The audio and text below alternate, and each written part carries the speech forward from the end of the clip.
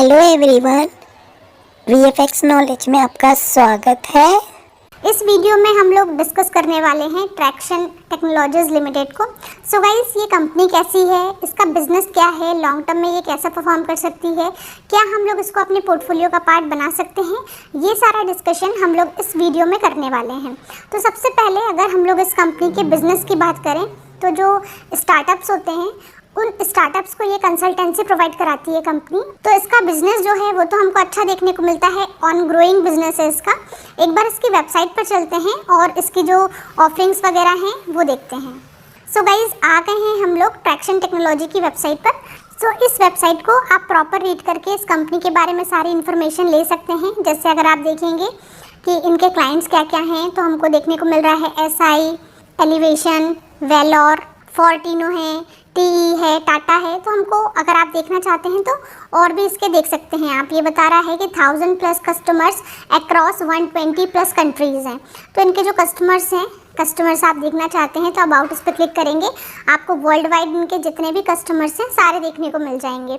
और अगर आप इनके प्रोडक्ट्स वगैरह देखना चाहते हैं तो इनके प्रोडक्ट्स को, इनके ऑफरिंग्स को भी आप इजीली देख सकते हैं। जैसे इसमें देखने को मिल रहा है अवर ऑफरिंग्स, तो इसमें देखिए comprehensive startup database, sourcing and deal discovery, company due diligence, इसके बाद है integration and APIs, in depth tracking है, सीआरएम एंड वर्क फ्लोज हैं, इसके अलावा इंटरप्राइज ग्रेड सपोर्ट है। तो इसका जो हमको बिजनेस है, बिजनेस तो अच्छा देखने को मिल रहा है।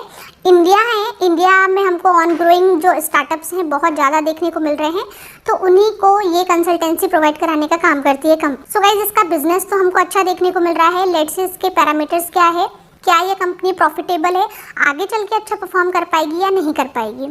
सो अगर हम लोग एट प्रेजेंट इसके प्राइस की बात करते हैं तो हमको 1.59% का इसमें आज हमको जंप देखने को मिल रहा है। जब ये मार्केट में ओपन हुआ था तो उसी रेंज पर फ्लैट ही हमको ट्रेड करते हुए देखने को मिल रहा था, बट अभी रिसेंटली इसमें बहुत अच्छी तेज़ी बनी और ये ऑलमोस्ट 1.5% का गेन दिखा रहा है। लेट्स सी इसमें हमको और अच्छी तेज़ी बनते हुए देखने को मिलती है या फिर ये पॉजिटिव टेरिटरी में जाके या नेगेटिव टेरिटरी में जाके क्लोज करता है।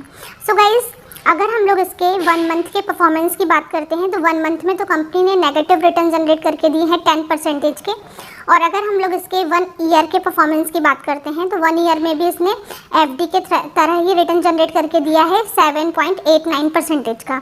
और अगर हम लोग इसके मैक्सिमम चार्ट पैटर्न को देखते हैं, सो गाइस कंपनी मार्केट में अभी हमको 2022 से ही लिस्टेड होते हुए देखने को मिल रही है और वहाँ से अभी तक कंपनी ने सिर्फ 11-11.5% के रिटर्न जनरेट करके दिए हैं। अगर आप देखेंगे तो इस कंपनी में हमको थोड़ी वॉलेटिलिटी भी देखने को मिल रही है।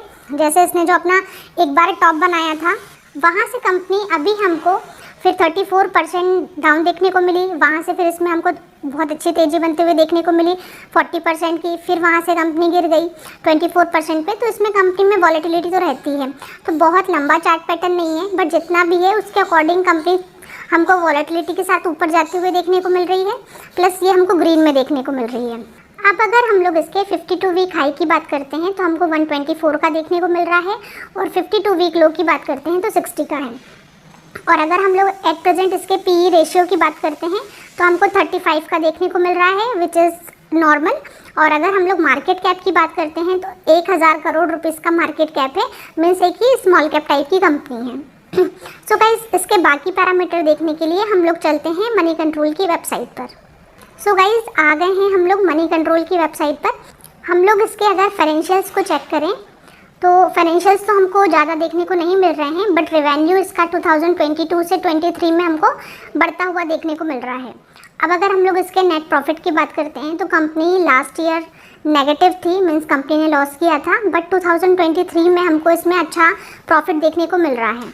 और अगर हम लोग इसके ईपीएस की बात करते हैं तो ईपीएस भी हमको 2023 में 3.3 का देखने को मिल रहा है, जो पहले नेगेटिव था। और अगर हम लोग आरओई की बात करते हैं तो आरओई भी 2022 में नेगेटिव था, बट 2023 में हमको 55 का देखने को मिल रहा है। और अगर हम लोग डेट टू इक्विटी रेशियो की बात करते हैं तो हमको 0.0 देखने को मिल रहा है, मीन्स इस कंपनी के ऊपर डेट नहीं है। और अगर हम लोग इसके शेयर होल्डिंग पैटर्न की बात करते हैं तो कंपनी के प्रमोटर के पास 34.93% का स्टेक है, जो कि पहले 35.65 था जो उन्होंने सेल करके 34.93 कर दिया है, और कोई भी नंबर ऑफ जो स्टेक है वो प्लेज करके नहीं रखा है। अब काफ़ी सारे लोग इस टाइप के स्टॉक्स में इन्वेस्ट नहीं करते हैं क्योंकि उनका क्राइटेरिया होता है कि प्रमोटर की होल्डिंग 50% स्टेक से ज़्यादा होना चाहिए, तो वो वाला पैरामीटर तो ये कंपनी फुलफिल नहीं करती है।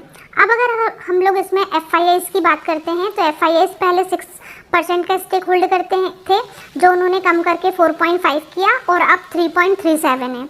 और अगर हम लोग DIIs की बात करते हैं तो DIIs भी पहले 22.91% का स्टेक होल्ड करते थे, जो उन्होंने कम करके 13.36 कर दिया है। और अगर हम लोग पब्लिक की बात करते हैं तो सबसे ज़्यादा जो इन्वेस्टमेंट है वो पब्लिक करती है। पहले 35 था, फिर 38 किया, देन 42, 43, अब 48। मीन्स धीरे धीरे पब्लिक इस शेयर में अपनी होल्डिंग बढ़ाते जा रही है।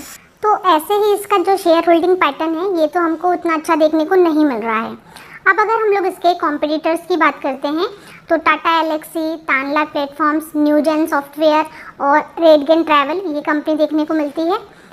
टाटा एलेक्सी बस इसमें एक लार्ज कैप कंपनी है, बाकी सारी कंपनी हमको स्मॉल कैप टाइप की कंपनी ही देखने को मिलती है। अब गाइस हम लोग चलते हैं और इसकी बैलेंस शीट भी एक बार चेक कर लेते हैं।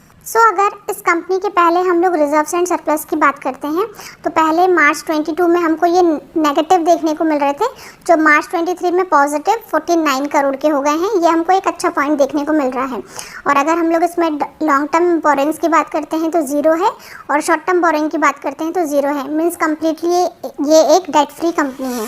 अब गाइज अगर इस कंपनी के हम लोग कैश एंड कैश इक्विवेलेंट की बात करते हैं तो हमको 2.63 करोड़ के कैश एंड कैश इक्विवेलेंट भी देखने को मिल रहे हैं। तो बैलेंस शीट भी हमको इसकी ठीक ठाक देखने को मिल रही है। गाइस जो भी हम लोगों ने ट्रैक्शन टेक्नोलॉजीज़ के पैरामीटर देखे, पैरामीटर वाइज कंपनी हमको मिली जुली देखने को मिल रही है। बहुत ज़्यादा अच्छी कंपनी नहीं है ना बहुत बेकार है, बट ये है कि हमको इसका जो बिज़नेस है, बिज़नेस ऐसा लग रहा है कि आगे आने वाले टाइम में बहुत अच्छा परफॉर्म कर सकता है। बट क्योंकि ये छोटी कंपनी है और बाहर बहुत ज़्यादा दिनों से ये प्रॉफिटेबल नहीं थी और इसका हमको जो पैटर्न वगैरह है वो भी बहुत ज़्यादा दिनों का देखने को नहीं मिल रहा है, तो हम इसमें एक छोटी सी स्ट्रैटेजी फॉलो कर सकते हैं कि आप बिल्कुल इसमें 1000 2000 बस इतना ही अमाउंट इन्वेस्ट करके रख सकते हैं। जैसे जैसे इसके पैरामीटर्स इंप्रूव होते जाएंगे वैसे वैसे आप इसमें इन्वेस्टिंग कर सकते हैं। आप अपनी पोजीशन बढ़ा सकते हैं, अपने शेयर्स को एक्यूमुलेट कर सकते हैं, बट एट दिस स्टेज आपको बहुत ज़्यादा अमाउंट इसके अंदर नहीं लगाना है। बिज़नेस हमको फ्यूचर वाइज अच्छा देखने को मिल रहा है क्योंकि इंडिया में काफ़ी सारे स्टार्टअप्स स्टार्ट भी हो रहे हैं, तो उनको ये कंसल्टेंसी प्रोवाइड कराती है। बिज़नेस इसका आगे अच्छा ग्रो कर सकता है, बट हमको अपने रिस्क एपेटाइट के अकॉर्डिंग इसमें इन्वेस्टमेंट करना है क्योंकि हमारे पास छोटा कैपिटल होता है बीइंग अ रिटेल इन्वेस्टर, तो हमको पहले उसे प्रोटेक्ट करना है और उसके बाद फिर हमको इस टाइप के जो थोड़े हमको रिस्क स्टॉक्स लगते हैं उनमें इन्वेस्ट करना। गाइस क्या ट्रैक्शन टेक्नोलॉजी में आप ऑलरेडी इन्वेस्टेड है? आप मुझे कमेंट सेक्शन में बता